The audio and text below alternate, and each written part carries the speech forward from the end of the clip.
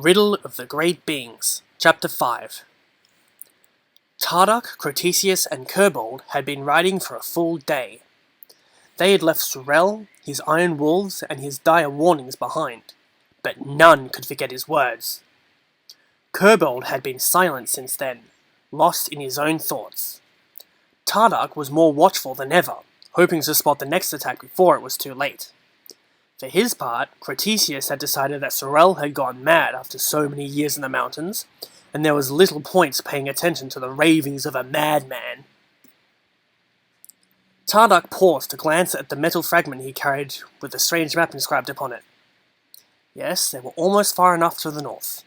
Soon it would be time to turn east, and head for where the symbol of the red star was located on the crude chart.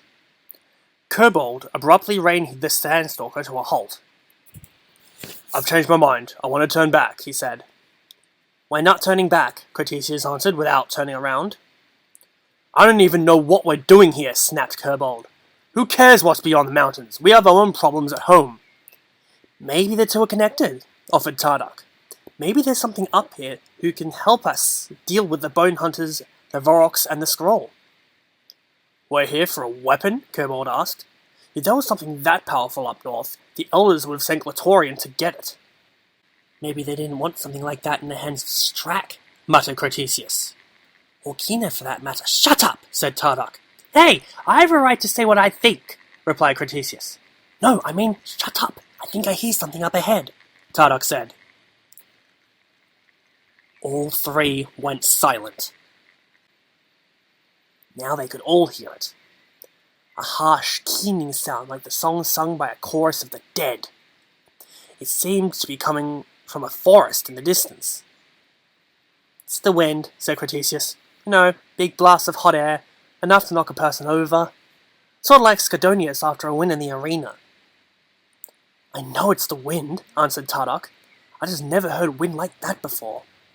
"The Forest of Blades," said Kirbold, "up ahead. Maybe that's the place Riddle was talking about." "I don't see any blades," said Crotesius. "I see trees. That means maybe there's some fruit or something else we can eat. I'm hungry enough to eat Thornax stew at this point. Even cold Thornax stew." Tarduk started to say something back, but even the thought of cold Thornax stew was so nauseating that he had to swallow hard to keep from being sick. Crotesius had spurred his Sandstalker on and was riding ahead. Kirbold hesitated for a long moment before following. Sitting on the animal right behind Kirbold, Tarduk felt a moment of relief. He didn't want to lose a team member, and he doubted Kirbold would be able to make it back to Equinox safely on his own. They needed to stick together. As the small band rode closer, they noticed something strange. Faint sunlight was glittering off what appeared to be swords sticking out of trees. It almost looked as if the forest was armed, strange as that seemed. "Must be a weird kind of tree to grow branches like that," said Kirbold. "I guess we know how the place got its name." "Do we?" said Tarduk. "Look closer."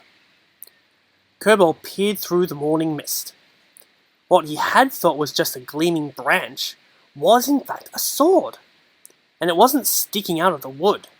It was held in the hand of a warrior, trapped halfway inside the trunk of the tree. Kirbold gasped. He suddenly realized that there were scores of warriors here, their bodies merged with the wood of the forest, still clutching their weapons. It was as if the trees had reached out and grabbed them and wouldn't let go. He couldn't tell if the warriors were still alive or not. "That's horrible," he said. "What do you think?" Tarduk asked Crotesius. The fire Agori just stared at the awful forest for a long time. Then he said, "No natural forest behaves this way. I hate to say it, but Riddle was right. The Element Lords were here. This is power over plant life at work.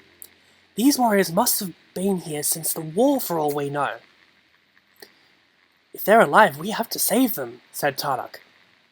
"That means going in there," replied Crotesius. Tarduk nodded. Kirbold yanked on the reins, turning his Sandstalker around. You can get off right here, Tarduk, said Kirbold. I'm going back. Tarduk knew he should argue with him, but he couldn't think of a good argument. The sane thing to do was to head back to the desert and try to forget this terrible place existed. But something told him there was more at stake here than just the discovery of new knowledge or the solving of a puzzle. More and more, he felt like they were on a mission, and a vital one. Without a word, Tarduk jumped down from the Sandstalker.